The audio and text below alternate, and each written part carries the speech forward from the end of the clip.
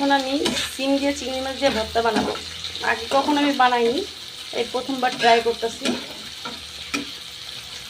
সিম সিদ্ধ করে নিছি, আর এখন সিদ্ধ করে তেলে হালকা রসুন পেঁয়াজ কাঁচামরিচ দিয়ে চিংড়ি মাছ দিয়ে ভাজতেছি। আশা করি ভালো হবে।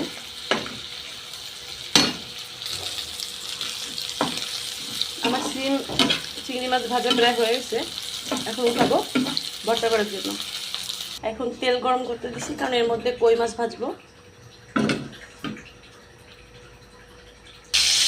কই মাছ 6 পিস কই মাছ ভাজতেছি। কই মাছ দিয়া পালং শাক দিয়া ভাপা টাইপের মতো রান্না করব। আসলে ভাপা রান্নার জন্য ফ্রেশ কই মাছ চাই, বাট এটা প্রয়োজন কই মাছ, তার জন্য ভাজা নিচ্ছি।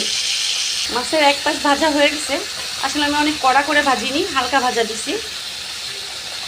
আসলে এক হাত দিয়ে ভিডিও করতেছি আর এক হাত দিয়ে কাজ করতেছি, এই জন্য ভিডিও ভালোভাবে হচ্ছে না। মাছের মশলা কষানো প্রায় হয়ে গেছে। ভাজা মশলা টশলা দেখাইতে পারি নাই, কারণ আমি এক হাত দিয়ে ভাজতেছিলাম না। আমি কিছুটা ঝোলের পানির মধ্যে মাছ দিয়ে দিছি অলরেডি। এখন এর উপরে পালং শাক দিয়ে দিব। মাছের উপরে পালং শাক অলরেডি দিয়ে দিছি, এখন ঢাকনা দিয়ে দিব। তারপর দেখি কতটুকু টাইম লাগে। আমার রান্নাটা হয়ে গেছে, এখন আমি উঠে ফেলবো, চুলা বন্ধ করে দিব। আল্লাহ হাফেজ, সবাই ভালো থাকবেন।